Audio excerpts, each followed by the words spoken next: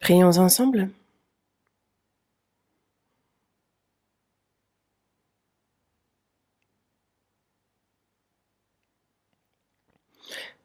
Dieu notre Père, toi qui nous aimes, qui es saint et miséricordieux,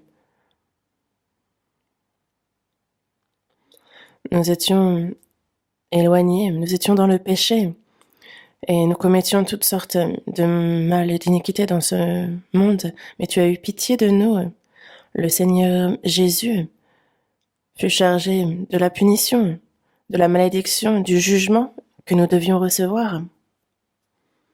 Et par le sang précieux qu'il versa, nos péchés furent éternellement pardonnés. Et c'est sans aucun mérite de notre part que nous fûmes sauvés.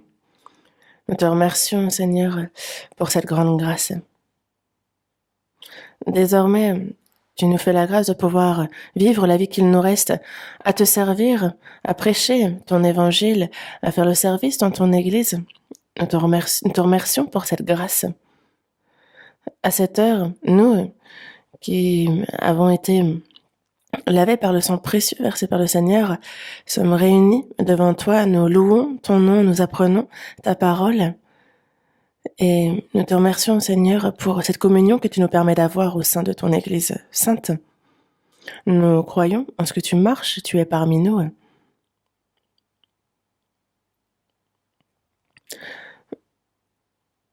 La pandémie du corona ne nous permet pas librement de prêcher, de communier. Nous sommes restreints en ce sens, mais nous nous soumettons à ta parole, nous y obéissons, nous prêchons ta parole et nous souhaitons sincèrement pouvoir nous tenir droit devant toi malgré cela et tes regards sur chacun d'entre nous et que ta main miséricordieuse nous soutienne. Que ta grâce, Dieu, que ton amour et ta parole de vérité nous affermissent et qu'aucun de nous ne chancelle, qu'aucun ne se perde. Guide-nous en ce sens. Que notre vie sur cette terre ne soit pas vaine à tes yeux. Qu'elle te glorifie, Père. Aide-nous afin que nous puissions vivre une vie d'obéissance à ta parole et pour cela, gouverne chacun d'entre nous. En ton temps, tu nous donnes la parole dont nous avons besoin, tu nous montres la voie à suivre, Seigneur. À cette heure encore, il y a cette parole que tu souhaites nous révéler, que nous soyons fortifiés par ta parole et affermis sur ta parole, que l'on puisse vivre en t'aimant, Seigneur, en aimant ta parole et en la pratiquant. Donne-nous la force pour cela. Nous prions pour toutes les églises en Corée, dans le monde entier. Seigneur, prends-en grand soin. Que malgré la situation difficile, nous puissions te servir et garder notre foi et que tous les frères et sœurs puissent être tenus par ta main gracieuse, par ta main puissante. Guide chacun d'entre nous. Nous confions toutes choses entre tes mains, aux mains du Saint-Esprit, et nous avons prié en le Seigneur Jésus qui nous aime. Amen. Ouvrons la Bible à l'Épître aux Éphésiens, chapitre 5.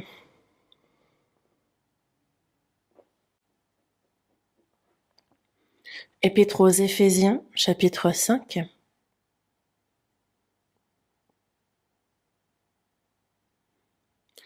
Verset 31.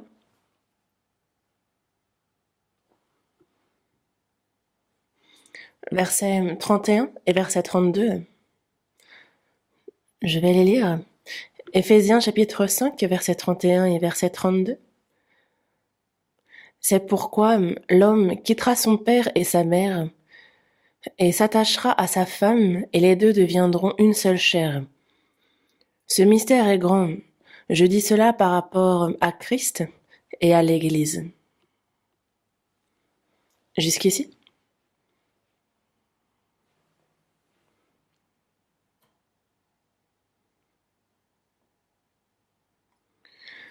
En cette fin des temps, Dieu nous a sauvés. Et comme le Seigneur nous l'a dit, en cette fin des temps, il y a des plaies qui touchent ce monde et nous les voyons de nos yeux. Et le temps qu'il nous reste à vivre sur cette terre, c'est beaucoup raccourci. Et nous sommes très proches du retour du Seigneur. Nous pouvons le ressentir. Lors des premières églises, il y a eu beaucoup de difficultés, de tribulations, de persécutions. N'empêche qu'ils ont gardé leur foi. Et en cette fin des temps aussi, selon les régions, il y a telle et telle difficulté. Pourtant, on garde la foi, on continue à le servir. C'est ce en quoi je crois.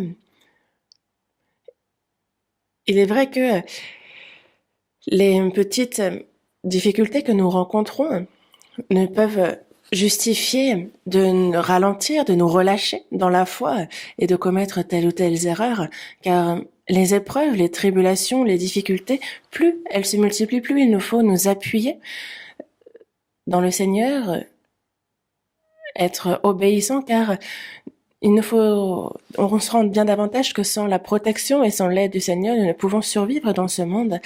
Et donc, c'est vrai que notre cœur devient bien plus ardent, car le Seigneur revient dans peu de temps et lorsque nous nous tiendrons devant lui en tant que personne sauvée, il faut que nous puissions être trouvés droits, que nous puissions nous tenir devant lui sans être honteux. Le dimanche matin,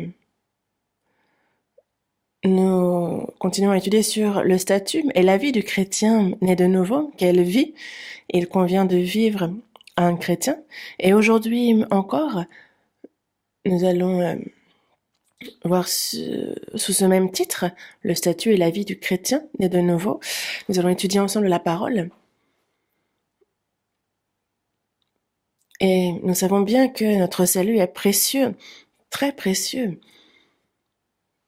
Et une personne sauvée, nous vivons certes sur cette terre avec les gens non sauvés, mais pour nous, l'espérance diffère, notre statut diffère d'avec eux, comme notre raison de vivre. Nous ne pouvons qu'être différents des gens de ce monde. Nous ne sommes pas semblables. Il est tout à fait naturel d'être complètement différents. Et c'est pour cela que on va réfléchir à ce qu'est le statut du chrétien né de nouveau et quelle est la vie qu'il convient de vivre en accord avec ce statut, car c'est lié. Nous ne sommes pas seulement chrétiens en parole, disant je suis né de nouveau, je suis sauvé, je peux entrer dans le royaume des cieux éternels. Non, car si la vie n'est pas en accord, cela peut devenir même un mensonge. Dans Matthieu chapitre 5, verset 48, il nous est dit « Soyez donc parfaits, comme votre Père céleste est parfait. » Et nous, comment pourrions-nous être parfaits comme le Père? Je pense que l'on ne peut le devenir, mais ce que Dieu nous demande, c'est que nous avons reçu la vie éternelle. Et il nous a promis la gloire éternelle une fois dans son royaume. Et donc, petit à petit, il souhaite que nous lui ressemblions. Nos actions, nos paroles, notre manière de penser, il nous faut qu'en tout point on lui ressemble davantage, pour que lorsqu'à son retour nous puissions être comme lui, nous serons alors aussi, nous entrerons dans sa gloire et nous serons glorifiés en entrant dans son royaume. C'est avec un tel cœur qu'il faut que nous continuions à apprendre sur ce qu'est le statut du chrétien de nouveau et comment vivre en accord avec ce statut. Mais si on se contente d'apprendre cela, à quoi c'est inutile? Il faut qu'on le pratique dans notre vie, c'est nécessaire. Le chrétien a un statut, a une identité, et nous en avons parlé dans les sermons précédents. Ce qui est le plus précieux, ce qui est le plus beau parmi ces statuts est le fait que nous soyons devenus enfants de Dieu et que nous soyons épouses du Seigneur. Épouse du Seigneur. Dieu est devenu notre Père, nous sommes devenus ses enfants. Christ est notre époux et nous sommes devenus sa bien-aimée épouse. C'est ce dont nous parlons. le fait que nous soyons devenus enfants de Dieu signifie que nous n'avons pas seulement reçu la vie de Dieu, mais nous sommes aussi devenus héritiers, car qui dit fils dit héritier, héritier de Dieu et co-héritier de Christ. Nous qui hériterons justement de son royaume. Et lorsqu'on dit épouse de Christ, c'est que nous sommes donc le partenaire, le bien-aimé du Seigneur. Le mari, s'il devient par exemple président, alors la femme devient première femme du pays. C'est finalement le statut du mari influe sur le statut de la femme, de l'épouse. Lorsque l'on se dit épouse du Christ, c'est que nous sommes ceux qui continuons à recevoir ce grand amour du Seigneur. Et aussi, nous sommes ceux qui rentreront dans sa gloire à son retour très proche. Nous rentrerons dans cette gloire, nous le pourrons. Donc nous sommes ceux qui avons ce statut particulier. Il y a une existence précieuse aussi. Les anges qui, par contre, ne peuvent devenir fils. Les anges ne peuvent devenir fils même s'ils sont précieux à Dieu. Certains lisent Job, chapitre 1, verset 6, et lorsqu'ils voient ce qui est dit des anges, les fils de Dieu, ils disent « Oh !» Ils disent « Les anges sont des fils aussi ». Mais ça, c'est mal comprendre ce passage. Le Seigneur a bien dit que tous les fils sont fils de Dieu, mais on parle ici, au sens spirituel, il faut être sauvé pour pouvoir devenir enfant de Dieu. Les anges, lorsqu'on les dit les fils de Dieu, on ne parle pas ici de la nouvelle naissance et du fait de devenir ainsi fils de Dieu. C'est quelque chose de complètement différent. Depuis la création, Dieu ne s'est pas fait de fils dès la naissance. Non, il parle de fils de Dieu au sens où ils sont précieux pour son œuvre. Donc il y a bien une distinction à faire et ne pas se méprendre sur ce passage. Les anges ont été créés tout particulièrement, mais ils ne peuvent devenir fils et ils ne peuvent non plus devenir épouses du Seigneur. Et c'est bien pour cela que dans Hébreux, chapitre 1, verset 6, on nous parle lorsqu'il introduit de nouveau dans le monde le premier-né, il dit que tous les anges de Dieu l'adorent. Lorsque Jésus est venu la première fois dans ce monde, il est venu en fils unique, mais après avoir ressuscité, lorsqu'il est revenu, il est venu comme premier-né. Il est mort en fils unique, mais il a ressuscité. Et par sa mort, il a eu de nombreux petits frères, raison pour laquelle on dit de lui désormais qu'il est le premier-né. Nous sommes donc les petits frères du Seigneur en lui. Lui est devenu le premier-né, il est devenu l'aîné. Et il est dit, lorsqu'il introduit de nouveau dans le monde le premier-né, tous les anges de Dieu l'adorent. S'ils adorent l'aîné, n'adoreront-ils pas, les cadets et les benjamins, évidemment? Ne sont-ils pas tous des esprits au service de Dieu, envoyés pour exercer un ministère en faveur de ceux qui doivent hériter du salut?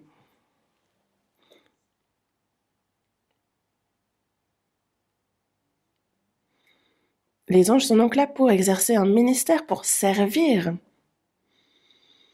Et les anges considèrent comme surprenant, comme ils ont envie de plonger leur regard dans ce salut qui nous est réservé. Mais les anges ne peuvent, en réalité, que nous envier. Nous qui sommes enfants de Dieu, nous qui sommes l'épouse de Christ. Le roi, imaginez qu'il y ait un roi, donc qui est donc au statut le plus élevé auparavant. Il a de nombreux serviteurs. Et pourtant, les serviteurs sont différents de la reine. Lorsque le roi s'assoit sur le trône, les serviteurs ne s'assieront pas à côté, alors que la reine peut très fièrement s'asseoir aux côtés du roi. Et nous sommes épouses du roi des rois. Et il y a vraiment de nombreux versets dans la Bible qui nous le disent. Dieu, lorsqu'il forma l'homme, il le forma à son image. Et par cela, il avait un plan, il avait une volonté sainte. Et selon vous, quel peut bien être ce plan? C'est qu'il voulait se faire un partenaire en amour. Dans le jardin d'Éden, il y avait de nombreux animaux, mais ces animaux n'étaient pas partenaires, ils n'étaient pas sujets à l'amour de Dieu. Parce qu'il faut être fait de manière identique. Dieu, la première raison pour laquelle il a fait l'homme à son image, c'est afin qu'il soit son partenaire en amour, pour qu'il puisse devenir comme lui, pour qu'il puisse profiter de sa gloire. Et c'est pour cela que dans la première épître aux Corinthiens, chapitre 11, verset 7, il est dit de l'homme qu'il est l'image et la gloire de Dieu. Dans le jardin d'Éden, Adam,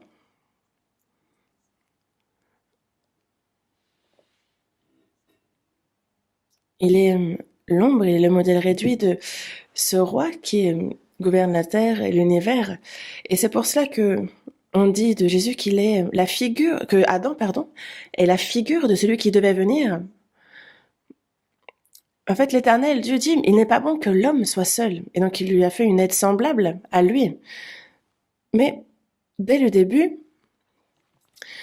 il aurait peut-être été plus rapide de faire l'homme et la femme en même temps.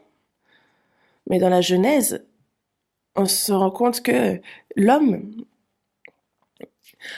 Dieu a fait l'homme, puis il a fait la femme. L'ordre est différent, c'est d'abord Adam qui fut formé, et il a vu qu'il n'était pas bon que l'homme soit seul. C'est ensuite qu'il lui a fait une aide semblable à lui. C'est ensuite qu'il a fait Ève. Et ça, c'est que Adam, qui est-il? C'est qu'il est un homme à l'image de Dieu. Dans Hébreux, chapitre 1, verset 3, on dit qu'il était le reflet de sa gloire et l'empreinte de sa personne. Jésus, n'est-il pas Dieu fait chair, venu en homme sur cette terre? Il est le reflet de sa gloire et l'empreinte de sa personne. Il est celui qui est venu sous forme d'homme, mais il est égal à Dieu. Lorsqu'on dit qu'Adam vivait seul, c'est qu'on parle de Dieu qui vit seul aussi. Dieu n'a pas de partenaire en amour. Il a de nombreux anges, mais ces anges ne sont pas des partenaires en amour pour Dieu. Ils ont été faits pour être à son service. Et donc il y a un but pour la création des anges et un but pour la création des hommes, et ces deux buts-là sont bien différents. C'est pour cela que dans la beauté du jardin d'Éden, il y avait de nombreux animaux, de la très belle végétation, mais il a bien été dit à l'homme de cultiver et garder ce jardin.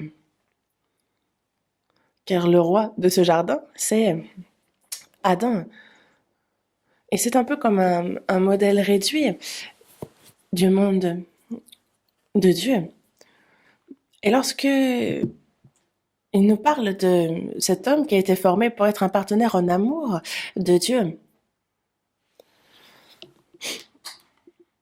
une aide semblable à lui, Adam, qui représente donc Dieu, c'est fait. Il y a l'homme qui est donc son partenaire en amour, comme c'est pour ça que l'homme est le reflet de sa gloire et l'empreinte de sa personne. Et donc quand il s'est fait une femme, c'est nous. Et c'est pour cela que Dieu, quand il a formé l'homme, il y avait un but très précis, une aide semblable. En quoi est-ce que Ève a aidé Adam? Est-ce qu'elle lui a préparé la cuisine? Pas besoin. Il ne mangeait pas, il n'y avait pas de cuiseuse à riz dans le jardin d'Éden. Est-ce qu'elle a fait la lessive? Il faut qu'il y ait des vêtements déjà pour faire la lessive, n'est-ce pas? Tous les deux l'homme et la femme étaient tous deux nus et ils n'en avaient point honte. Quand on dit aider, c'est ce dont l'homme a le plus besoin, c'est un partenaire avec lequel partager, donner, recevoir cet amour. L'homme est le reflet, la gloire, l'empreinte de la personne, mais Dieu est amour lui-même et donc Il a formé l'homme pour pouvoir lui exprimer son amour. Lorsqu'il a fait Ève, il l'a fait d'une manière différente d'Adam. Adam a été endormi profondément, au point qu'on lui a pris une côte sans qu'il ne le sente. Donc il était endormi profondément, un peu comme une anesthésie. C'est un peu peut-être une mort momentanée. Lorsqu'une personne a subi une grande opération, on l'anesthésie et donc elle devient insensible. Et ensuite, on peut procéder à l'opération. Dieu a fait cette grande opération pour que Ève voie le monde. Et c'est à travers le sacrifice d'Adam qu'Ève voit le jour. Adam, il est bien dit qu'il est la figure de celui qui devait venir. Dieu est venu sur terre, il est venu en homme, il est mort sur la croix, il fut frappé à la côte et c'est au prix de son sang qu'il a acheté, qu'il a racheté son épouse et c'est ce qu'il nous montre à l'avance à travers Adam.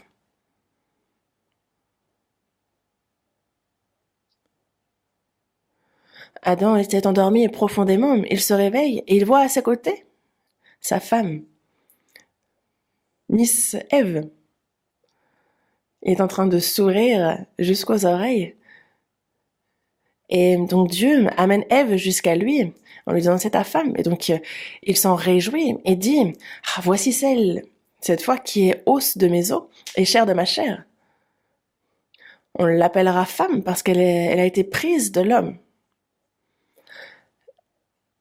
Os de mes os et chair de ma chair, c'est une partie de lui. Sa vie et la vie d'Ève sont une seule et même vie. Et c'est pour ça qu'il l'aima. Et c'est un grand mystère. Et c'est pour ça que dans les versets que nous venons de lire, il est dit, on voit que le Seigneur a donné sa vie pour cette Église. Jésus est mort sur la croix et c'est ainsi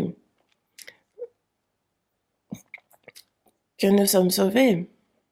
Et ceux qui naissent de nouveau deviennent épouses de ce Seigneur. Le Seigneur a ses regards sur nous, nous qui sommes sauvés, en nous disant voici, os de mes os et chair de ma chair. Et c'est pour cela que les sauvés, ceux qui sont nés de nouveau, vous êtes le corps de Christ, vous êtes ses membres, chacun pour sa part.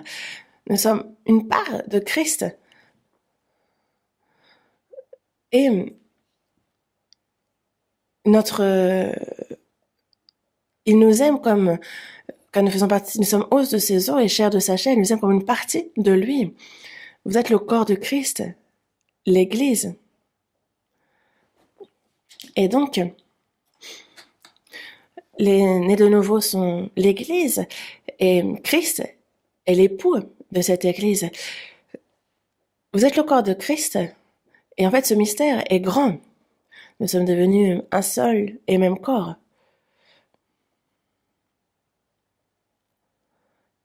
Et c'est pour ça que les maris aiment leur femme comme leur propre corps, parce que celui qui aime sa femme s'aime lui-même.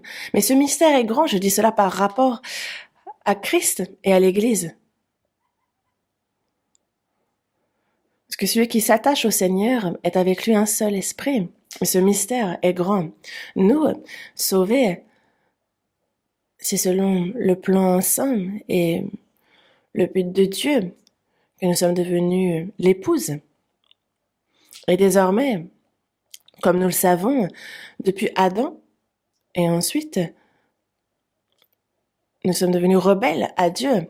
Nous avons servi le diable plus que Dieu.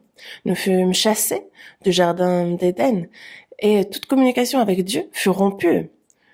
Et donc cette relation amoureuse s'est rompue. La mère peut aimer au plus haut point ses enfants. S'il est mort, elle doit l'enterrer. Si ce fils meurt. Et c'est exactement pareil, nous avions commis un crime, nous fûmes tués, et aux yeux de Dieu, nous étions morts. Et Adam fut donc chassé du jardin d'Éden. Et Le jardin d'Éden est aussi une image du royaume des cieux éternel. Mais Adam ainsi perdu tout mérite pour entrer dans ce royaume, il en fut ainsi chassé. Et il fut sur cette terre maudite, dans la souffrance, dans la peine. Mais Dieu n'a pas abandonné ainsi l'homme. Il l'a chassé du jardin d'Éden, mais l'amour de Dieu s'est poursuivi.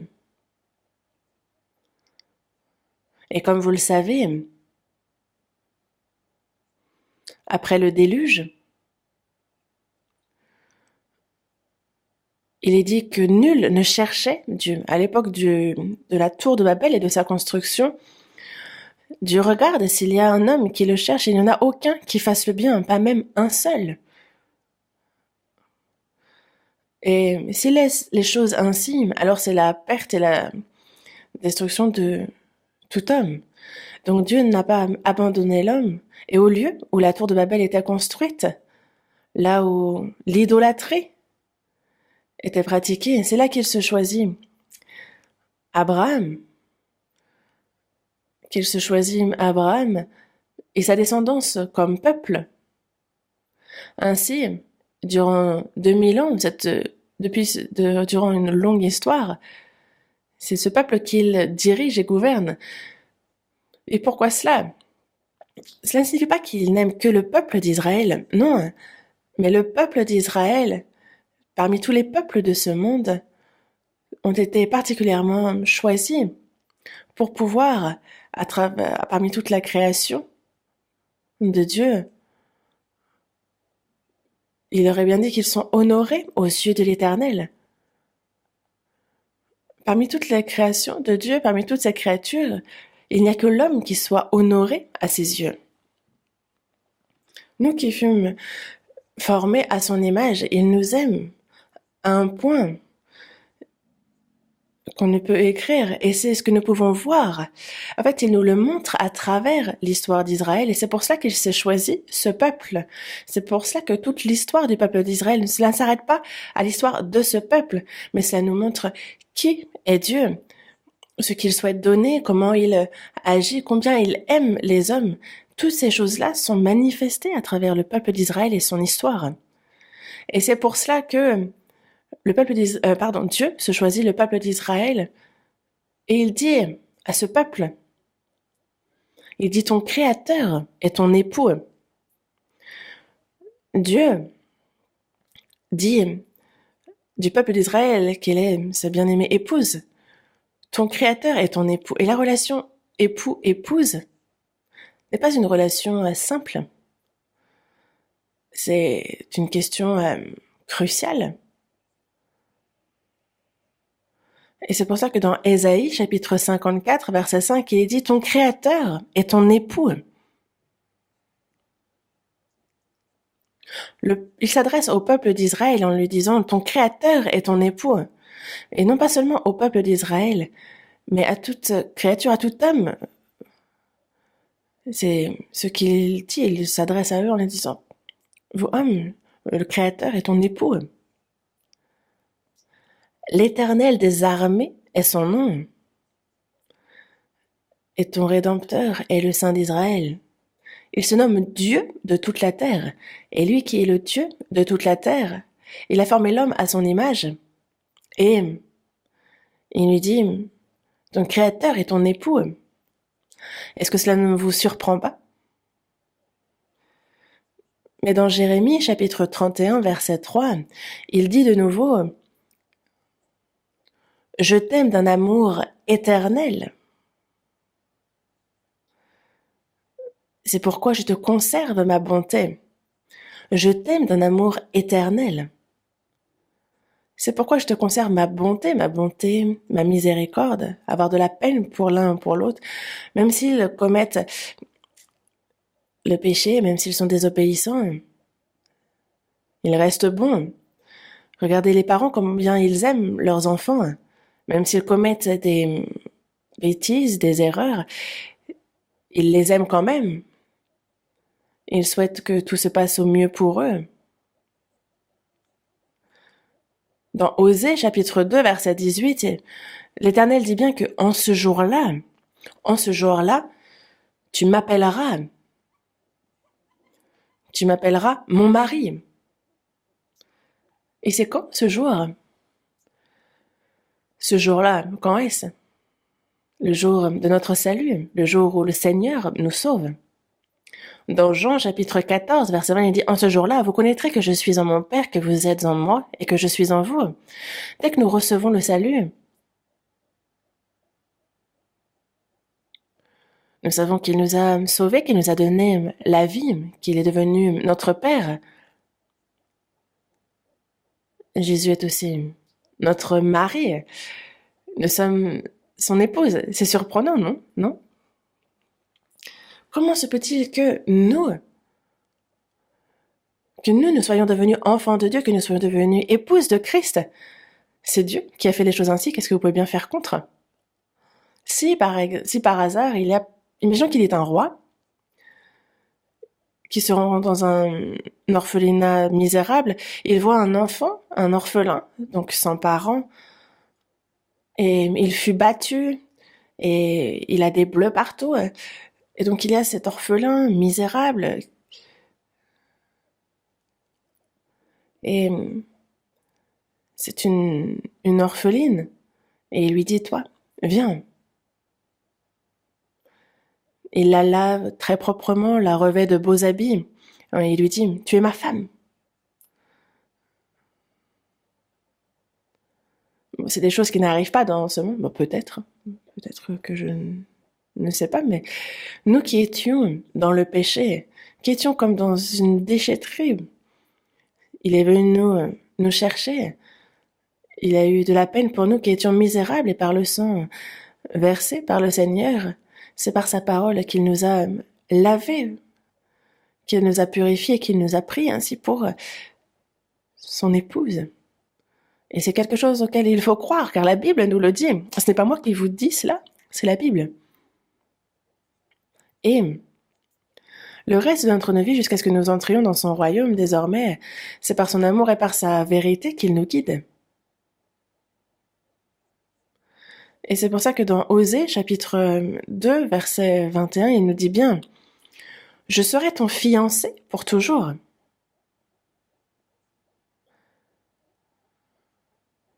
Je serai ton fiancé pour toujours. Nous avons été fiancés. Et s'il s'adresse d'abord au peuple d'Israël, il ne s'adresse pas seulement au peuple d'Israël, mais aussi à tous les sauvés d'après. Une personne non sauvée ne peut devenir épouse, fiancée du Seigneur.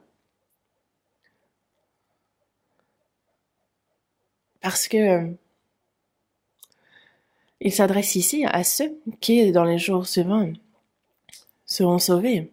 Je serai ton fiancé pour toujours.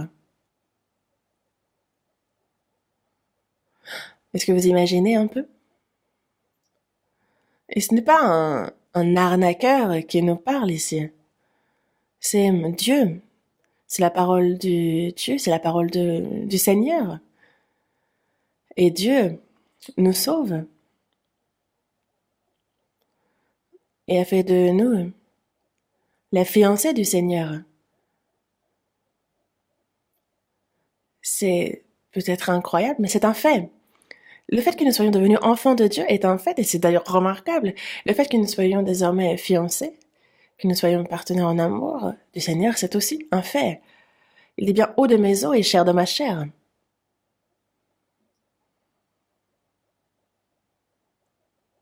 Mais le peuple d'Israël a cessé de servir l'Éternel et s'est mis à servir des idoles, d'autres divinités. Elle a donc laissé son mari de côté et est devenue une femme corrompue. C'est ce qu'a fait le peuple d'Israël.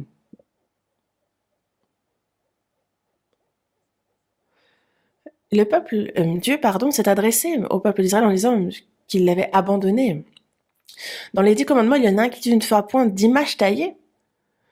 Tu ne te prosterneras point devant ces images, parce que moi, l'Éternel, je suis un Dieu jaloux. Quel est le premier commandement? De ne pas avoir d'autre Dieu que Dieu, de ne pas se faire d'image taillée. Car moi, l'Éternel, ton Dieu, je suis un Dieu jaloux. Il y a un homme et une femme qui se sont donc mariés, mais la femme aime davantage un autre homme que son mari. Dans ce cas-là, est-ce que vous pensez que c'est quelque chose que le mari apprécie?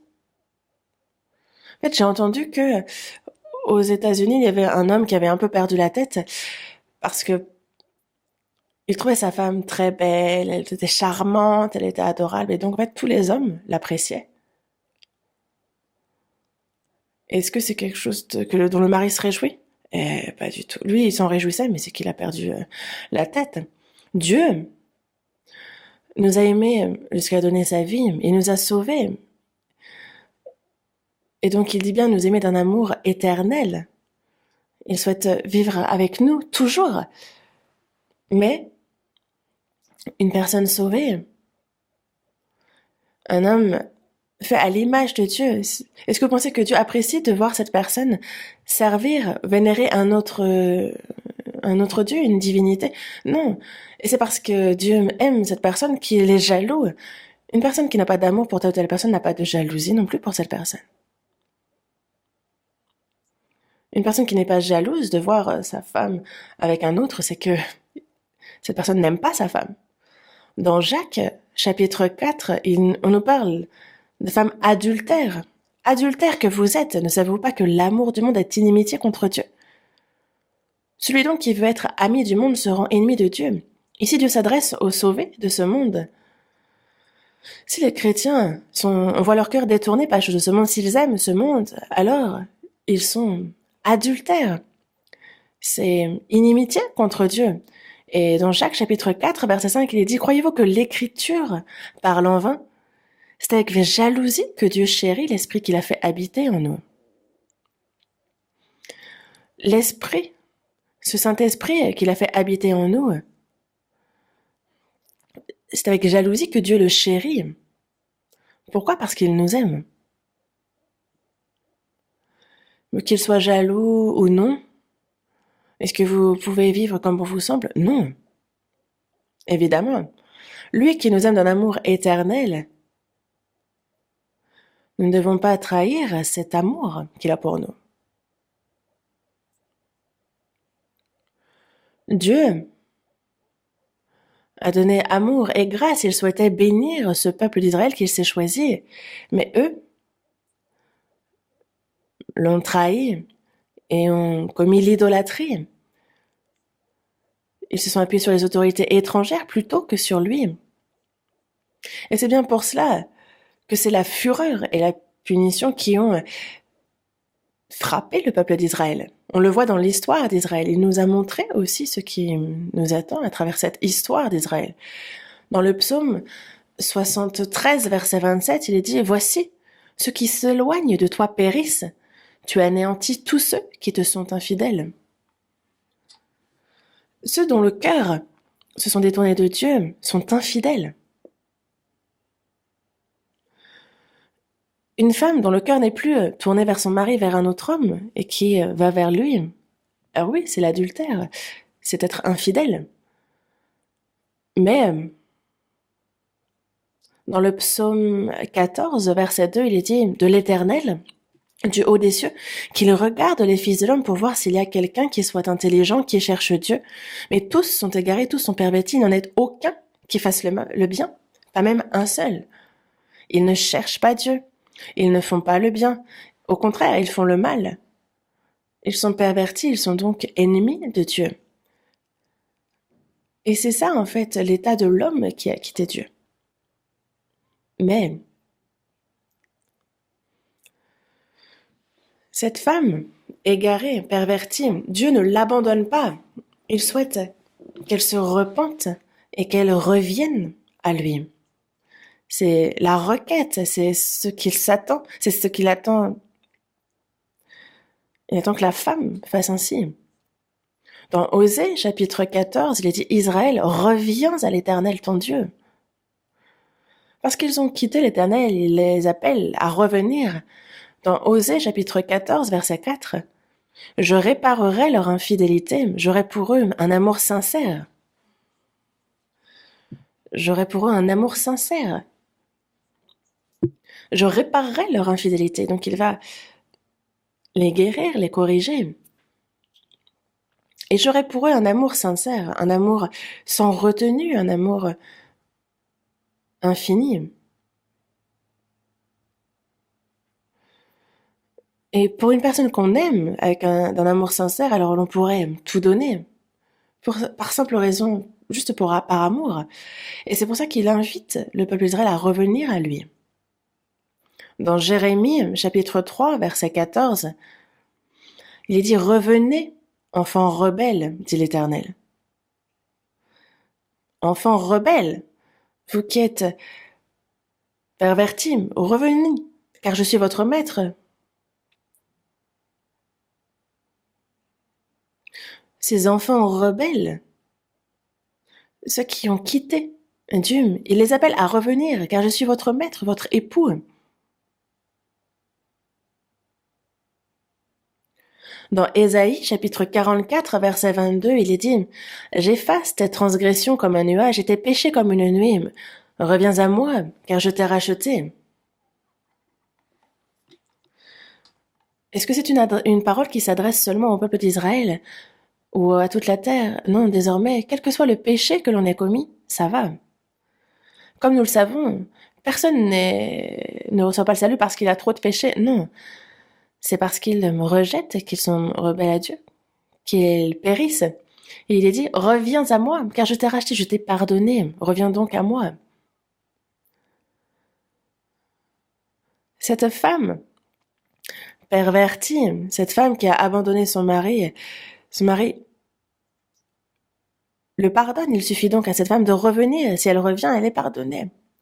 J'ai vu un film à la télé, un film dont j'ai oublié le titre, mais l'histoire, disait en fait, c'était dans le temps, en Europe, il y avait un homme qui aimait une femme, et cette femme faisait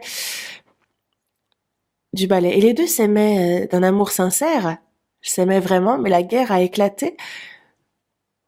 Et donc l'homme a rejoint les rangs, sans même qu'ils puissent se marier, donc ils se sont ainsi séparés. Mais peu de temps après, donc la femme est informée que son compagnon est mort. Et j'ai dit, oh, celui que j'aimais tant est mort. Donc imaginez combien il a dû être désespéré et découragé. Et c'est pour cela que cette femme découragée s'est corrompue.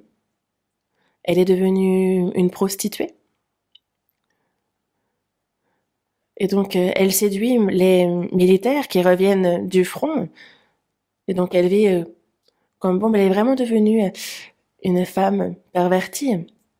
Mais peu de temps après, il y a son partenaire qu'elle pensait mort qui revient. En fait, l'information était erronée et donc il est revenu. Ils se sont rencontrés. Et c'est vrai que l'homme, lui, ne sait rien de la situation. Il l'invite à se marier. Ils se sont donc mariés. Et juste après la cérémonie, ils rentrent chez eux. Et donc ils sont allés chez l'homme, chez le mari. Et en arrivant sur place, il est le plus riche du quartier. Ce n'est pas une maison banale qu'il a. Et ils avaient invité beaucoup d'amis à la cérémonie de mariage. Ils sont en plein festin. Et sa toute jeune femme,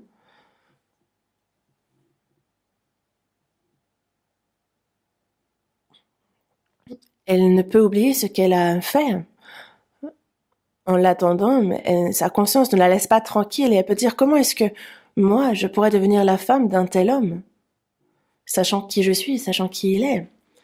Et c'est pour cela qu'elle écrit une lettre en lui disant moi, honnêtement, je te croyais mort et je suis devenue prostituée et mon corps a été complètement détruit. Je ne peux vivre avec quelqu'un de remarquable comme toi. Tu es un grand homme et je ne peux vivre avec toi. Je m'excuse. Vis. Sois heureux avec une autre. Ensuite, elle quitte la ville par le train de minuit. Après avoir écrit cette lettre, l'homme, lui,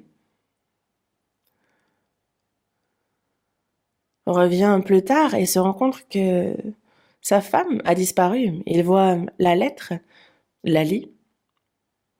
Et cet homme dit, mais quoi qu'il se soit passé, moi je t'aime, donc je te pardonne, je peux tout te pardonner. Ça ne me pose pas problème.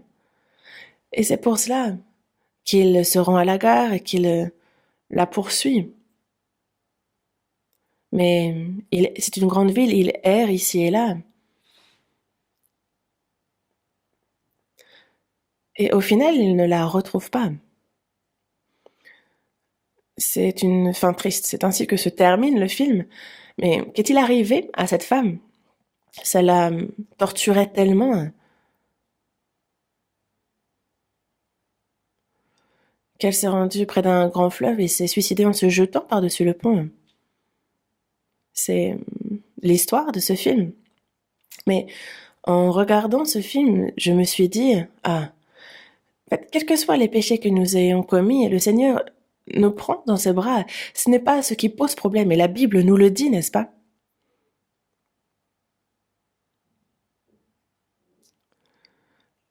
Il dit bien, je t'ai pardonné tous tes péchés. Il nous dit nous aimer de manière inconditionnelle. Il a dit réparer nos infidélités. Mais si si on se laisse prendre par notre sentiment de culpabilité, regardez Judas Iscario. Mais le Seigneur, lui, a aimé Judas jusqu'au bout. Il a mis le comble à son amour. Mais Judas l'a trahi jusqu'au bout. Que se serait-il passé si Judas ne s'était simplement pas suicidé? Il aurait certainement perdu l'appétit, il n'aurait pas mangé, pas dormi en disant « Ah, un traître comme moi, comment ?» Alors quand je vois combien le Seigneur m'a aimé, et moi qui l'ai ainsi trahi, s'il avait patienté ne serait-ce que jusqu'à la résurrection de Jésus, s'il ne s'était pas suicidé, alors certainement que Jésus serait allé le trouver. Regardez Pierre, qui l'a renié 3 fois, il l'a aimé d'un amour particulier. Et ne pensez-vous pas qu'il aurait eu le même amour pour Judas Iscario? Mais c'est avant même la résurrection de Jésus que Judas Iscario a mis fin à ses propres jours. Quand on voit ceux qui se suicident, ils ne peuvent supporter cette culpabilité et certains, justement, mettent fin à leur jour à cause de ça. Ce n'est pas toujours la raison, mais mettre fin à ces jours, c'est un meurtre. Est-ce qu'il faut en arriver là? Il n'y a que cette solution?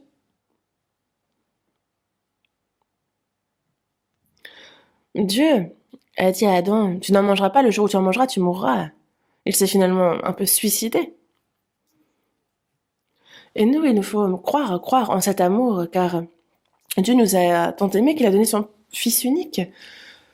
Et si on ne croit pas, donc on meurt.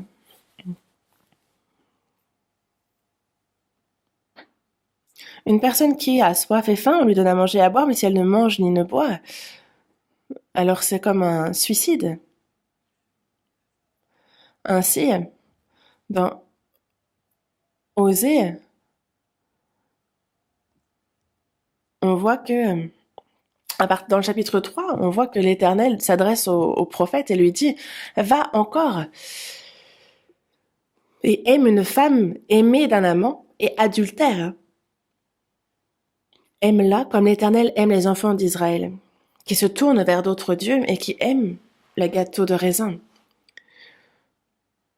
Donc une femme aimée d'un amant adultère, vraiment perverti, va encore et aime cette femme. Cette femme aimée d'un amant et adultère.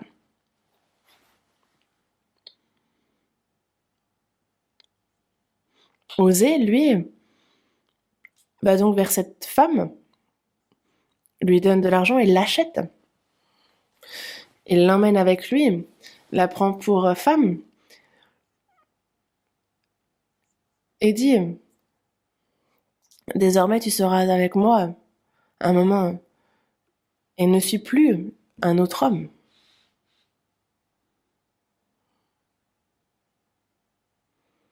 Et je ferai de même envers toi. Je t'aimerai d'un amour éternel, fais de même pour moi. Pourquoi écrire une telle chose? Si le peuple d'Israël a trahi Dieu, Dieu aime tellement ce peuple. C'est ce qu'il manifeste, c'est ce qu'il nous montre à travers Osée. Il nous a aimés d'un amour éternel.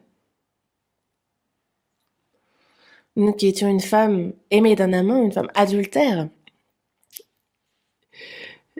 Et c'est à prix d'argent qu'il l'a racheté. Il a payé le prix. Et c'est bien pour cela que dans Ésaïe, chapitre 54, verset 5, il est dit « Ton Créateur est ton époux. » L'Éternel te rappelle comme une femme délaissée et au cœur attristé, comme une épouse de la jeunesse qui a été répudiée. Il t'aime de nouveau,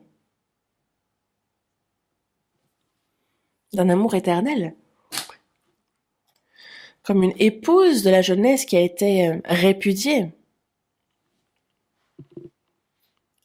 comme une femme délaissée et au cœur attristé.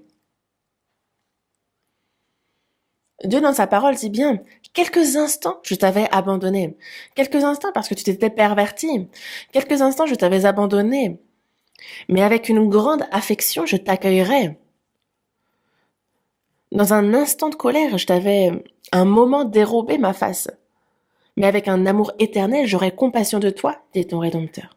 Ce sont des versets surprenants, non? Dieu est amour. Et l'amour de Dieu est éternel, il est inconditionnel. L'amour agapé est un amour inconditionnel, un amour absolu, un amour saint, un amour éternel.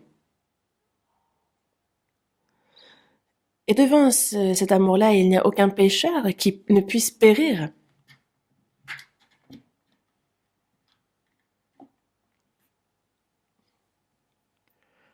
Dieu est allé chercher cette femme pervertie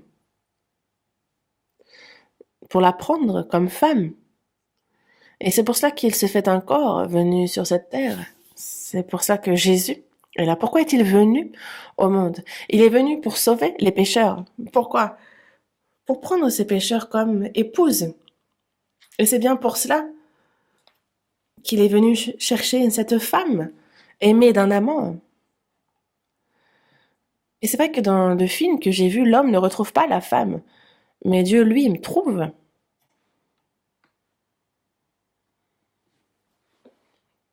Dans la première épître de Jean, chapitre 4, verset 9, il est dit de l'amour de Dieu. Il a été manifesté envers nous en ce que Dieu a envoyé son Fils unique dans le monde afin que nous vivions par lui. Dieu nous a tant aimés, nous qui étions ennemis de lui, nous qui étions une femme pervertie, aimée d'un amant.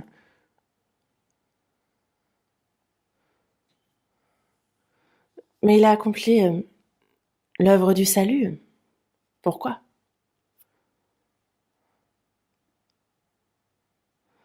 Pour nous prendre comme ses enfants, pour nous prendre comme sa femme.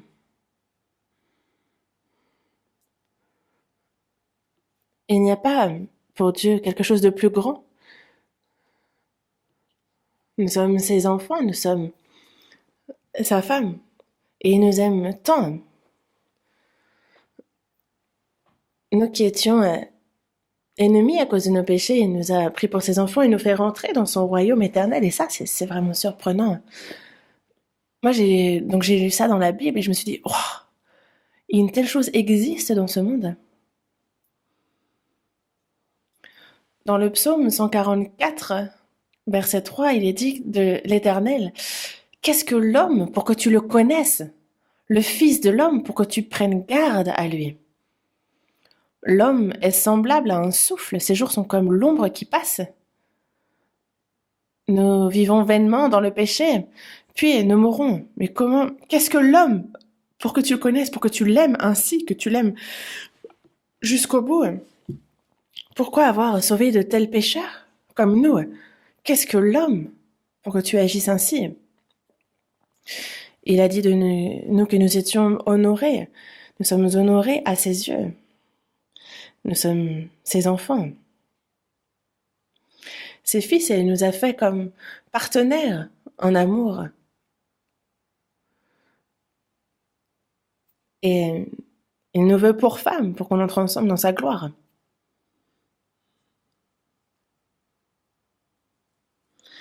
Et c'est pour ça que dans Jean chapitre 3, verset 29, Jean-Baptiste dit bien « Celui à qui appartient l'épouse, c'est l'époux. Mais l'ami de l'époux qui se tient là et qui l'entend éprouve une grande joie à cause de la voix de l'époux. Et aussi cette joie, qui est la mienne, est parfaite. » Jean-Baptiste était l'ami qui conduit l'épouse à l'époux. Et il a tout fait de ce côté-là. Nombreux sont ceux qui entendent Jean-Baptiste et qui vont donc vers Jésus. Et lui se réjouit d'avoir fait ce qu'il avait à faire. Dans la seconde épître aux Corinthiens, chapitre 11, verset 2, qu'a dit l'apôtre Paul, il dit « Je suis jaloux de vous d'une jalousie de Dieu parce que je vous ai fiancé à un seul époux. » Pour vous présenter à Christ comme une vierge pure. Nous ne sommes pas une vierge pure, n'est-ce pas? Nous sommes pervertis, n'est-ce pas? Mais c'est ce qu'il souhaite faire. Nous présenter à Christ comme une vierge pure. Pour que l'on puisse vraiment être digne comme épouse du Christ. Il nous a fiancés à un seul époux. C'est lui qui nous a fiancés, il a joué un peu les intermédiaires. Et c'est encore un verset qui nous étonne. On voit à quel point il nous a aimés. Vous connaissez Cantique des Cantiques, n'est-ce pas? Et c'est vrai que moi, Cantique des Cantiques, ces belles chansons d'amour, ce sont des chansons d'amour, on voit l'époux qui aime tant l'épouse et l'épouse qui aime tant l'époux. Donc il y a cet échange d'amour. Des fois, c'est un petit peu écœurant, donc je ne lis pas tant que ça, Cantique des Cantiques. Ce serait bien d'avoir été un petit peu, de se restreindre un petit peu, mais non, il dit, ah, toi, ta joue, toi, tes lèvres sont comme si, ton sein est ainsi, etc., etc.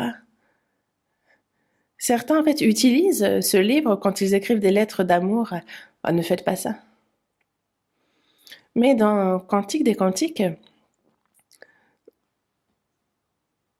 ça nous explique aussi, c'est un cantique d'amour entre nous et le Christ, certes. Dans le chapitre 2, verset 2, il dit comme un lys au milieu des épines, tel est mon ami parmi les jeunes filles.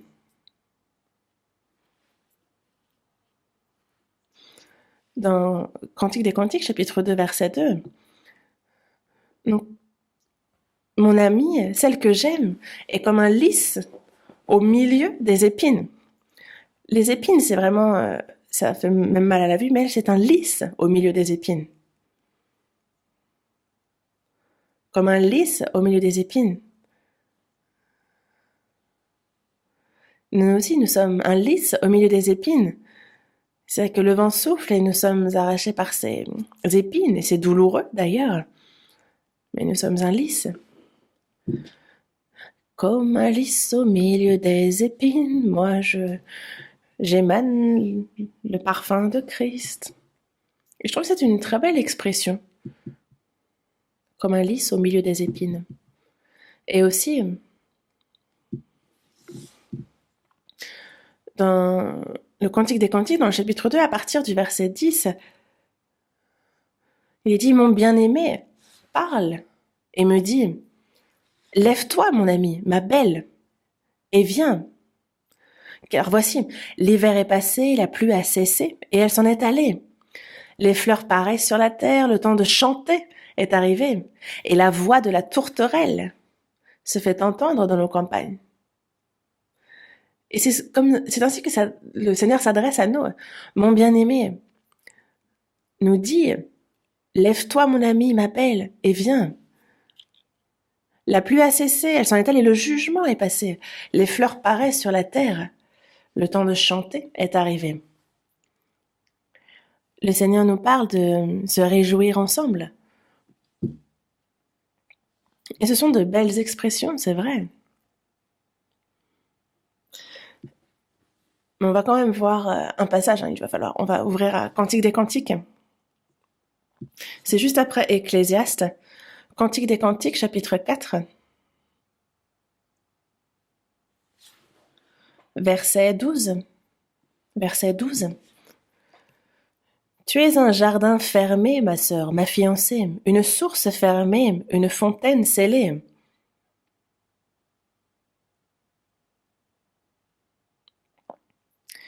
Ma sœur, ma fiancée, une source fermée, donc scellée. Personne ne peut s'y rendre, à part la personne qui a la clé, donc seulement lui.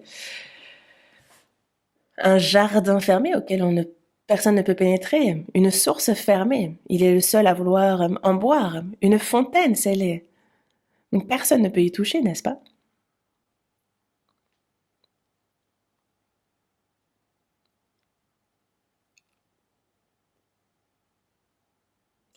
L'amour,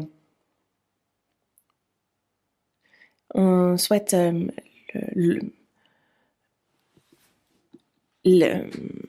on souhaite l'exclusivité, n'est-ce pas? Être le seul à en profiter. Un jardin fermé, une source fermée, une fontaine scellée.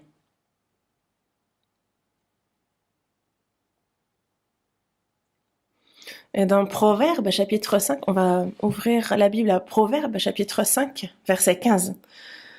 C'est aussi avant Ecclésiaste. Proverbes, chapitre 5, verset 15.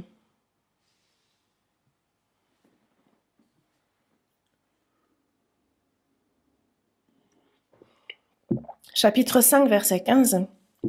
Bois les eaux de ta citerne, les eaux qui sortent de ton puits. Tes sources doivent-elles se répandre au dehors? Tes ruisseaux doivent-ils couler sur les places publiques?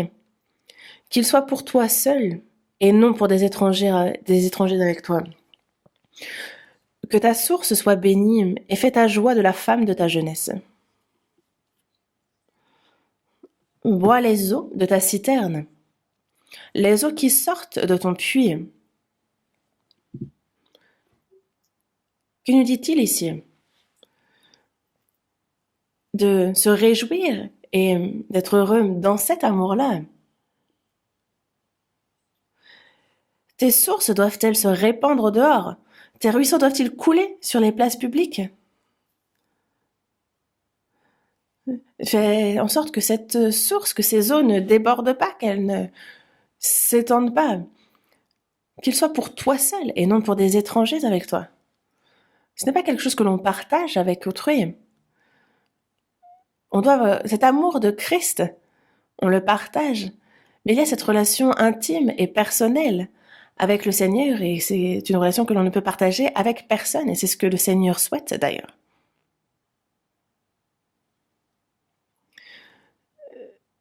Qu'il soit pour toi seul et non pour des étrangers avec toi. Que ta source soit bénie et fais ta joie de la femme de ta jeunesse. Il parle ici de la femme, l'épouse, cette relation est ici exprimée de la sorte. Nous qui sommes épouses de Christ, c'est vraiment une très belle expression déjà. Voyons autre chose. Je pourrais le réciter, mais nous allons retourner à Cantique des Cantiques, juste après Ecclésiaste, Cantique des Cantiques.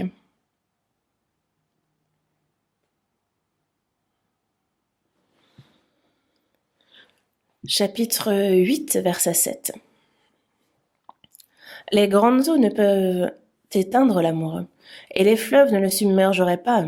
Quand un homme offrirait tous les biens de sa maison contre l'amour, il ne s'attirerait que le mépris.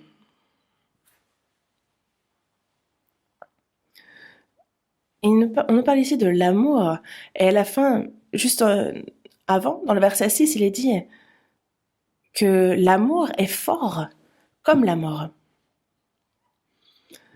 La mort est ce que l'homme craint le plus, mais l'amour est fort comme la mort. L'amour ne craint pas la mort. Les grandes eaux ne peuvent éteindre l'amour. Le déluge ne peut éteindre l'amour. Les fleuves ne le submergeraient pas. Et quand les hommes offriraient tous les biens, quand un homme, offrirait tous les biens de sa maison contre l'amour, il ne s'attirerait que le mépris. Je vous en ai déjà parlé, n'est-ce pas, auparavant. C'était à Ilsam, il y avait une femme qui faisait le tour de l'étang du lac tous les jours. Et elle rencontre un homme alors qu'elle fait son sport. Et l'homme la voit et la femme lui plaît.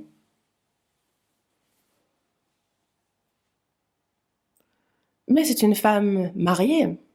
Et donc il ne peut pas faire comme il veut. Mais elle lui plaît vraiment. Il s'est dit, bon, je vais devoir recevoir l'autorisation du mari. Est-ce que vous pensez qu'il va la donner?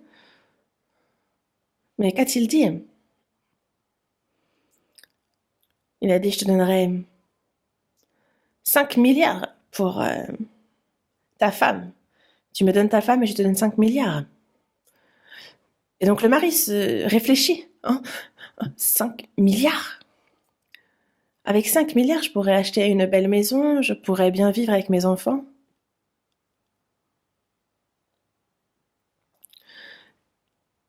Il regarde sa femme et cet homme, il se rend compte que cet homme s'en occupera sans doute bien. Il dit, bon, ça marche. Et c'est pour ça qu'il reçoit 5 milliards et qu'il donne sa femme. Il a bien fait ou pas? Vous ne savez pas? Certaines personnes disent, ah, bah, un petit peu moins aurait suffi. En fait, c'est une histoire qui ne tient pas debout. Il y avait un empereur qui a aimé. Il y a des gens justement certains qui par amour abandonnent la royauté. Mais il est bien dit ici que les grandes eaux ne peuvent éteindre l'amour. Mais est-ce que l'amour est quelque chose que l'on peut acheter à prix d'argent? Du tout. Il ne s'attirerait que le mépris. Et j'ai lu dans les journaux, et d'ailleurs j'ai pris des notes parce que ça m'a marqué. Vous connaissez le naufrage du Titanic, n'est-ce pas? C'est en Angleterre. Il y avait sur ce qui navigue sur les eaux, le plus grand navire a été construit là-bas. Et lors de son premier voyage en direction des États-Unis, il s'approche du Canada et frappe un iceberg et coule. À ce moment-là, 1514 personnes sont décédées et 710 furent secourues. Et parce qu'ils imaginaient ce bateau, ils le pensaient trop bien construit. Ils l'imaginaient donc insubmersible et ainsi ne l'ont pas muni de nombreux canaux de sauvetage. Et vous savez, on a retrouvé ce navire dans les fonds marins, n'est-ce pas? Et on dit justement que Dans l'équipage, il y avait une cinquantaine de membres de l'équipage et un seul a survécu. Et cet homme, que ce soit le capitaine, que ce soit ceux qui travaillaient en souterrain, tous sont morts sauf un. Il s'appelle Charles Lightoller. Il est le seul membre de l'équipage à avoir survécu. Et cet homme s'occupait de l'évacuation des passagers sur les canots de sauvetage, donc il les aidait à évacuer. Et plus tard, il racontait, il a écrit, elle disait que lorsque le Titanic a coulé, c'était les femmes et les enfants qui étaient prioritaires dans les bateaux. Seulement les femmes et les enfants. Les hommes devaient rester à bord. Mais il y a donc des familles qui devaient se séparer et de nombreuses femmes ont dit ne pas pouvoir vivre en laissant leur mari derrière. Et ainsi, plutôt que de se séparer, elles sont restées sur le Titanic qui faisait naufrage.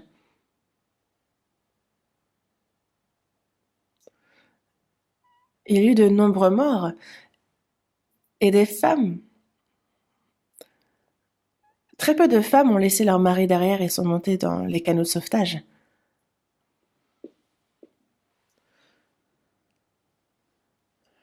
Les bateaux a coulé, il y a eu de nombreuses victimes. Et parmi ces victimes, il y a eu Macy's. En fait, c'était donc le deuxième plus grand dans le domaine. Et le fondateur d'un grand magasin. Et donc cet homme mourut. Mais sa femme n'est pas montée dans les canots de sauvetage. Et pourtant, elle y a été invitée de manière incessante, mais elle a refusé jusqu'au bout et n'est pas montée dedans. Et elle disait, où que j'aille dans le monde, je veux y aller avec toi, où que ce soit. Donc elle ne voulait pas le quitter.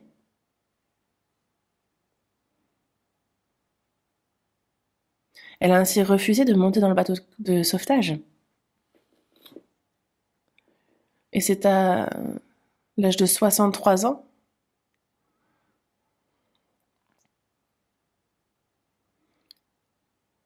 que justement ils s'étaient ensemble, accrochés l'un à l'autre, qui se sont noyés. Et justement, le membre de l'équipage a écrit en voyant ça.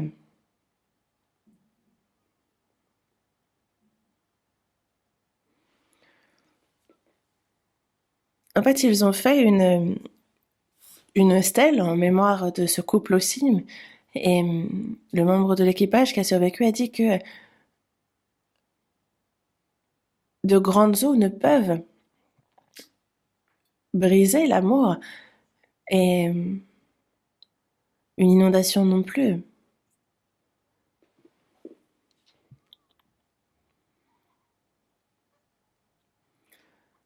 Les grandes eaux ne peuvent éteindre l'amour. C'est ce qui l'a marqué. Et les fleuves ne le submergeraient pas. Car c'est un même destin qu'ils ont partagé. Par amour, ne pas se séparer, et même s'il faut mourir ensemble. C'est vraiment un amour inconditionnel, un amour éternel. Dans Sophonie, chapitre 3, verset 17, il est dit, l'Éternel, ton Dieu, est au milieu de toi comme un héros qui sauve. Il fera de toi sa plus grande joie. Il gardera le silence dans son amour. Il aura pour toi des transports d'allégresse. C'est un beau verset, n'est-ce pas? Désormais, Nous, chrétiens sauvés, nous avons reçu ce grand amour et le reste de notre vie, c'est cet amour qui nous pousse. Et nous vivons donc par amour pour le Seigneur. Dans Jean chapitre 15, verset 13, il est dit qu'il n'y a pas de plus grand amour que de donner sa vie pour ses amis. Il y a ce verset, n'est-ce pas? Donner sa vie pour ses amis. Il est dit qu'il n'y a pas de plus grand amour que cela. Et les amis les plus proches sont un mari et une femme, non? C'est la relation la plus proche. Dieu nous a sauvés. Et il nous a pris. C'est pour ses amis, c'est pour nous amis qu'il a donné sa vie, pour nous sa femme. Dans Jean chapitre 15, verset 9, il est dit « Comme le Père m'a aimé, je vous ai aussi aimé. Demeurez dans mon amour. »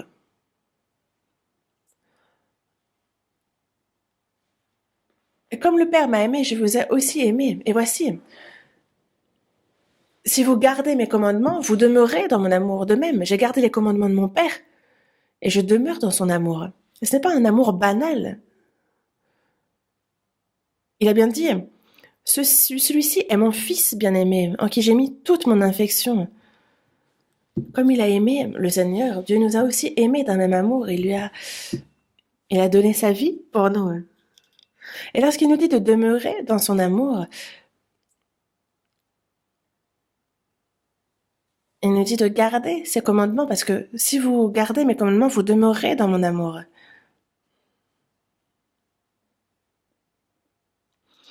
Dans la seconde épître aux Corinthiens, chapitre 5, verset 14, il est dit de l'amour de Christ qu'il nous presse.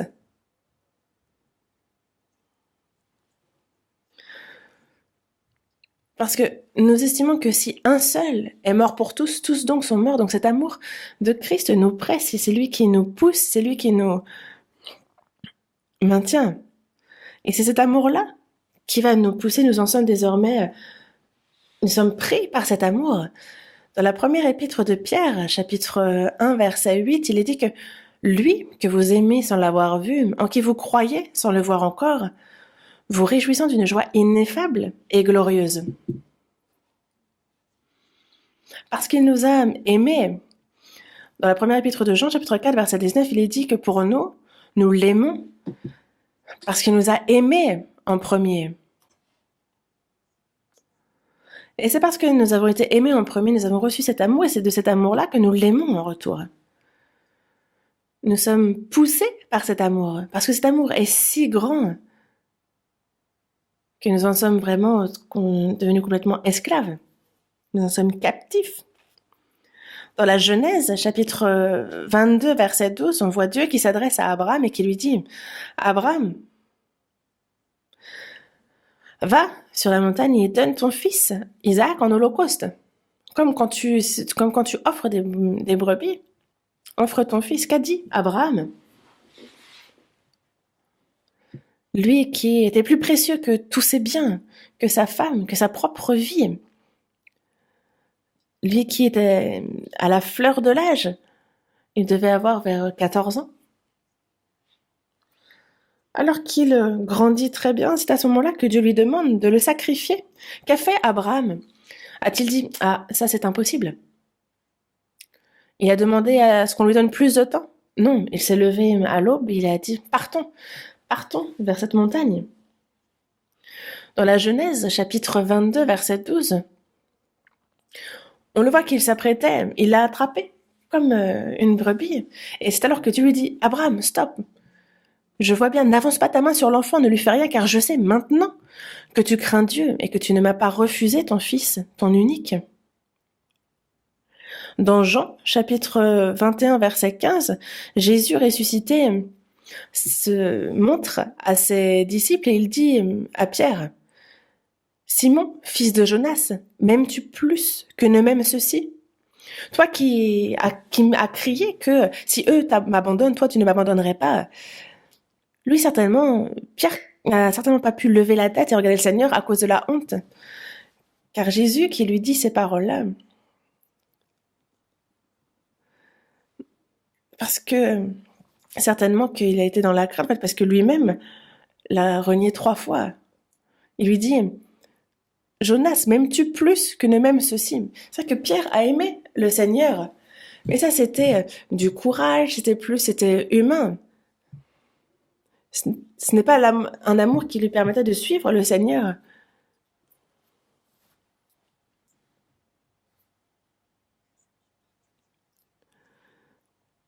Il n'a pas compris l'amour du Seigneur. Il fallait que le Seigneur meure et ressuscite pour que Pierre réalise de quel amour Jésus l'a aimé. Car sinon, ça restait pour lui un amour humain. Il n'en a pas saisi toute l'ampleur. Et désormais, comment ça se passe pour toi? Désormais, Jésus lui pose la question, m'aimes-tu plus que ceci? Et Pierre s'est véritablement humilié. Il a compris le pardon du salut, il a compris cet amour désormais. Il dit bien, oui Seigneur, tu sais que je t'aime. Et Jésus lui dit, paie mes agneaux. C'est à 3 reprises que Jésus lui pose la question. Et Pierre, à 3 reprises, lui dit qu'il aime. Et la 3e fois, il lui dit, tu sais que je t'aime. Seigneur, tu sais à quel point je t'aime.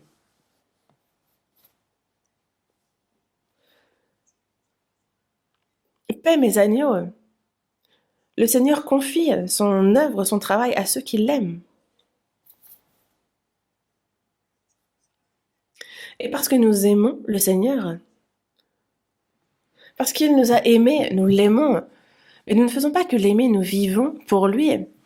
Nous pouvons même mourir pour lui. Dans Romains,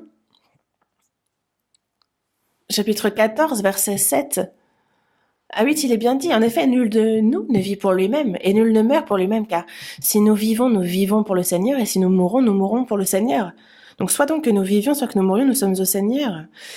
Et nous vivons et nous mourons pour lui, par amour pour le Seigneur. Abraham s'apprêtait à sacrifier son fils Isaac sur le mont. Il avait le couteau à la main, il avait Isaac dans l'autre. Il s'apprêtait à le sacrifier.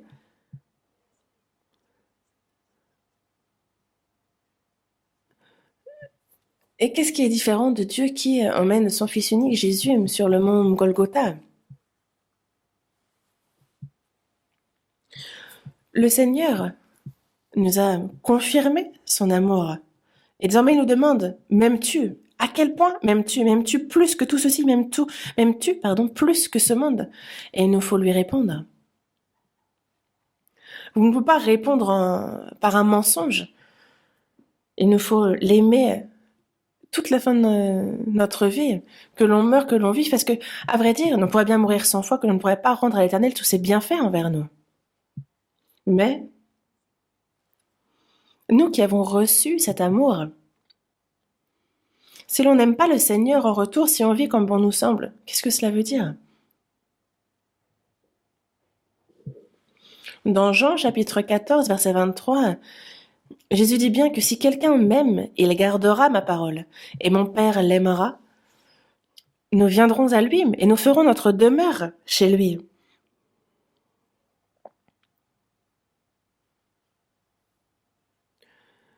Quand on a compris l'amour de Dieu, l'amour du Seigneur, alors on l'aime en retour et alors le Père nous aime encore bien davantage. Et c'est cela que le Seigneur va venir chercher. Car on a envie de vivre avec ceux qui nous aiment profondément, n'est-ce pas? Qui va au ciel? Ceux qui ont revêtu l'amour de Christ. Il veut vivre avec ceux qu'il a sauvés et ceux qui l'aiment. Nous viendrons à lui et nous ferons notre demeure chez lui. Et nous aussi, nous devons véritablement aimer le Seigneur en retour.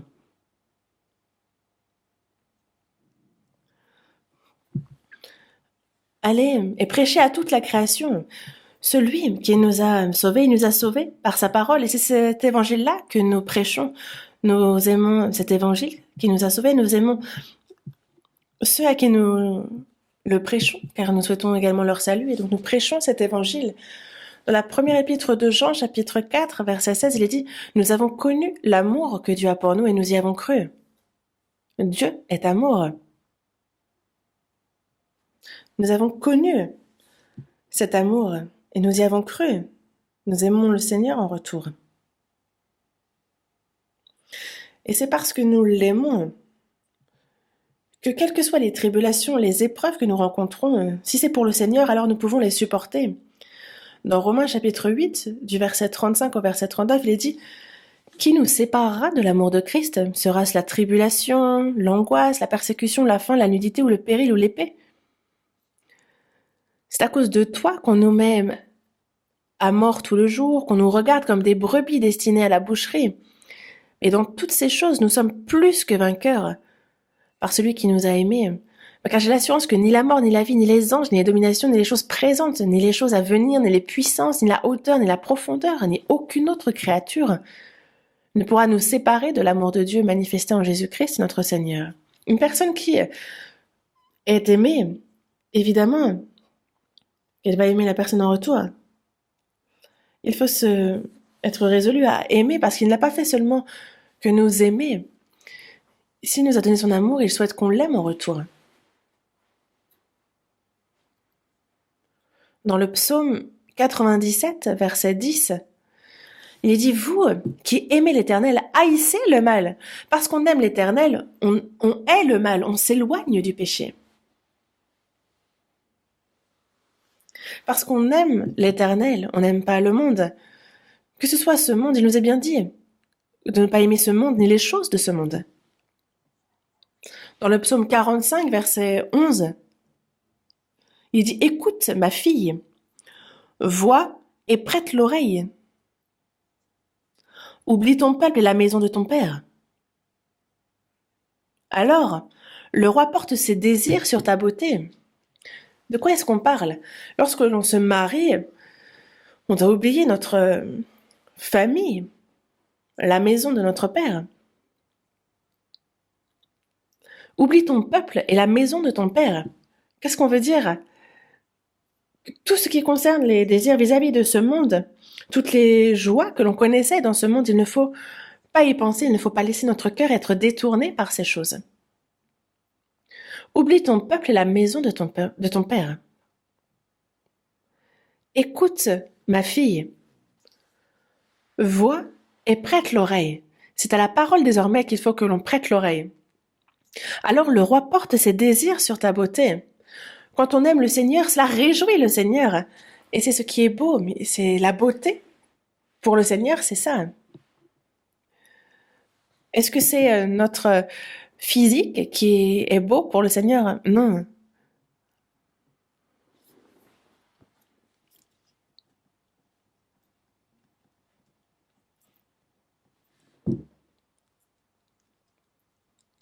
Ce que nous, chrétiens qui avons revêtu l'amour de Christ, devons faire, comme dans Éphésiens chapitre 6, verset 24, il faut que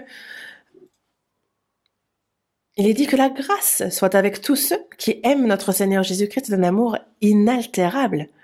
Un amour inaltérable. Dans la première épître aux Corinthiens, chapitre 16, verset 22, il est dit que si quelqu'un n'aime pas le Seigneur, qu'il soit anathème. Si quelqu'un n'aime pas le Seigneur, qu'il soit anathème. L'apôtre Paul a bien dit que toute personne qui aime, que la grâce sera avec ceux qui aiment le Seigneur. Mais par contre, si quelqu'un n'aime pas le Seigneur, il sera anathème, maranatha. Le Seigneur, quand il revient chercher ceux qui l'aiment. Et il vient également dire ceux qui ne l'aiment pas. Et il nous faut véritablement aimer le Seigneur. Et il nous faut lui être soumis. Dans la Genèse, on nous parle d'une très belle histoire. On voit Abraham et son fils Isaac, son fils unique, pour lequel il veut prendre une femme. Il y a ce serviteur fidèle, Eliezer, qui l'envoie pour ne pas prendre de femme en Canaan, mais il retourne dans sa terre natale et lui demande donc de prendre une femme de sa famille pour son fils. Donc son serviteur s'y rend sur le dos d'un âne. Il emmène tout plein de bonnes choses qu'il transporte pour offrir. Et il se trouve près d'un puits, s'y arrête, prie Dieu en disant « Je suis venu chercher une femme pour le fils de mon maître. » Il y a alors une femme qui apparaît pour venir puiser de l'eau. Et il avait prié Dieu, justement, que si une femme vient et qui lui dit « Donne-moi de l'eau », celle qui lui donnerait de l'eau serait la bonne. Et il y a donc cette femme qui vient, qui prend de l'eau. Il lui demande à boire, et lui donne à boire, et aussi donne de l'eau à ses chameaux. Et justement, en fait, cette femme est arrivée juste après que le serviteur ait fini sa prière.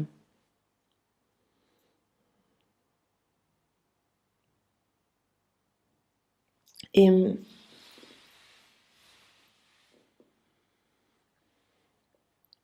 Rebecca, donc, qui prend de l'eau, en donne au serviteur et en donne aussi à ses chameaux. Déjà, il faut savoir que les chameaux boivent énormément d'eau. Ils sont de grands consommateurs d'eau. Imaginez un peu le nombre d'allers-retours qu'elle a dû faire. Surtout que les puits sont profonds, donc il faut puiser, c'est un effort. Et donc Eliezer remercie Dieu, puisqu'il l'a rencontré très rapidement. Et c'est pour cela que donc il finit par emmener Rebecca à Isaac et qu'il la prend pour femme. Abraham, c'est Dieu, Isaac, c'est Jésus. Et donc, Rebecca est donc les saints, cela désigne l'Église. Il y a beaucoup de choses à faire dans la maison d'Abraham. Il y a beaucoup à faire, il faut être diligent. La femme de l'époux doit être diligente, zélée. Et non pas une femme qui va s'amuser et manger, mais une femme qui travaille avec zèle. Il ne faut pas seulement se réjouir d'être femme, épouse, mais il y a beaucoup à faire pour le Seigneur. Dans Romains, chapitre 12, verset 11, il nous est bien dit « Ayez du zèle et non de la paresse, soyez fervents d'esprit, servez le Seigneur. »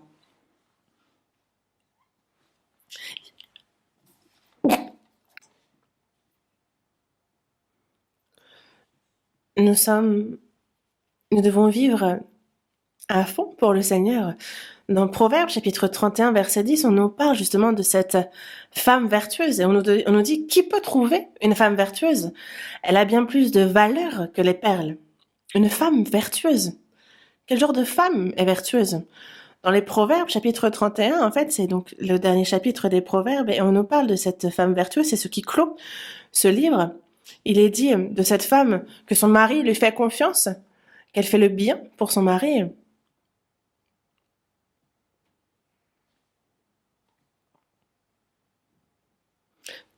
Qu'elle n'est pas paresseuse, qu'elle s'occupe de ses troupeaux, qu'elle s'occupe de cuire, qu'elle nourrit tous ceux de sa famille. Elle pense à une chambre. Elle ne craint pas la neige. Donc on voit combien elle est diligente. Et ça, c'est bien l'ombre de l'Église, cette maison de Dieu, cette femme vertueuse. Et c'est l'image des chrétiens que le Seigneur s'est pris pour femme. Il faut savoir que la beauté est vaine.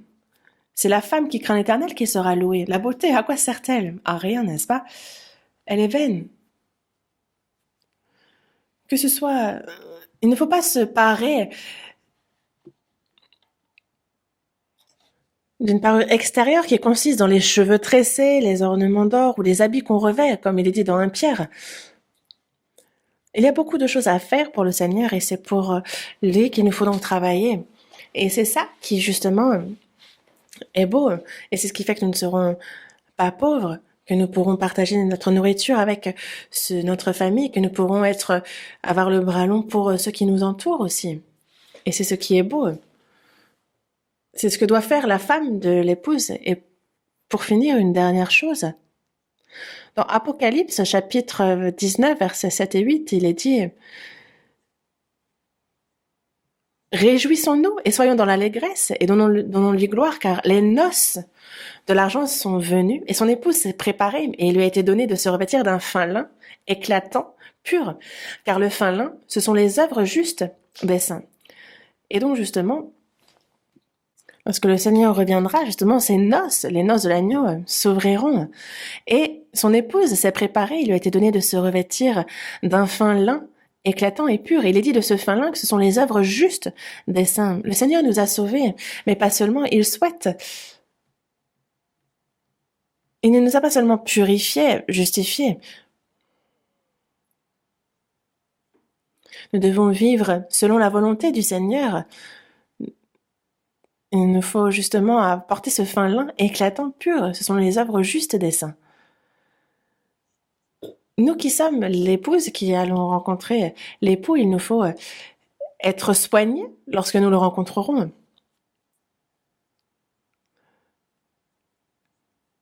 Et nous devons donc être bien les plus soignés, les plus purs pour ces noces. Car c'est vrai que nous sommes des pécheurs misérables qui avons été sauvés. Dans Éphésiens, chapitre 5, il nous est bien dit que certes, nous avons été purifiés par sa parole, mais il souhaite que nous soyons trouvés irréprochables à son retour. Dans le jardin d'Éden, Adam était profondément endormi et on a pris une de ses côtes pour faire une femme. Elle ne s'est pas corrompue, c'était pur. Mais après notre salut, il faut que l'on soit donc irréprochable, qu'on soit sans tache. Et c'est ce que petit à petit, c'est l'état qu'il faut qu'on atteigne. Parce que comment pourrions-nous vivre n'importe comment? Dans Apocalypse chapitre 21, verset 2, il est dit « Je vis descendre du ciel, d'auprès de Dieu, la ville sainte, la nouvelle Jérusalem, préparée comme une épouse qui s'est parée pour son époux. » Pour exprimer la beauté de Jérusalem, il l'a comparée à une épouse qui s'est préparée, qui s'est parée pour son époux. Et c'est ce qu'il faut que nous fassions, il faut que nous nous parions, il faut que l'on soit soignés. On n'a pas besoin de s'évertuer d'être beau face aux hommes, mais il faut que nous soyons soignés et purs devant le Seigneur, et c'est pour lui qu'il faut faire ça. Dans Colossiens chapitre 3, verset 4, il est dit que quand Christ, notre vie, paraîtra, alors nous paraîtrons aussi avec lui dans la gloire. Le Seigneur, quand il vient dans la gloire, nous aussi, nous participerons. On paraîtra aussi avec lui dans la gloire. Il faut que l'on soit trouvé sans tache, irréprochable, vêtu d'un fin lin éclatant et pur, que l'on soit soigné. En tant qu'épouse du Seigneur, parce que le Seigneur nous a sauvés, et dans quel but? C'est afin que nous ne le décevions pas. Il nous faut être aux yeux du Seigneur, le réjouir, car si le Seigneur se réjouit, alors pour nous qui vivons dans ce monde, il se charge de tout, et il se réjouira de nous prendre dans son royaume. Nous avons cette espérance pour son royaume, et en tant qu'épouse, il nous faut vivre saintement, de manière soignée. Prions ensemble. Dieu notre Père qui est miséricordieux, nous étions éloignés de toi et agissions dans le péché. Mais Dieu, ce grand amour qui a eu miséricorde pour nous, nous a sauvés. Tu as fait de nous tes enfants. Tu nous as pris pour ton épouse et nous t'en remercions sincèrement. Tu nous as sauvés, tu nous as sanctifiés, tu nous as purifiés et tu as fait de nous des gens aptes à entrer dans ton royaume. Et nous t'aimons sincèrement, Seigneur, en retour. Nous t'aimons d'un amour sans fin. Nous pouvons mourir, vivre pour toi et faire face à toutes les tribulations, les difficultés, les épreuves, car ce que nous voulons, c'est vivre dans ton amour. Seigneur, que ta parole, que ta grâce, que ton amour, chaque jour, nous renouvelle, nous fortifie. Et dans peu de temps, Seigneur, tu reviens et que nous puissions nous tenir dans ta gloire sans être honteux. Nous te demandons pour cela de nous quitter. Nous avons prié au nom du Seigneur Jésus qui nous aime. Amen.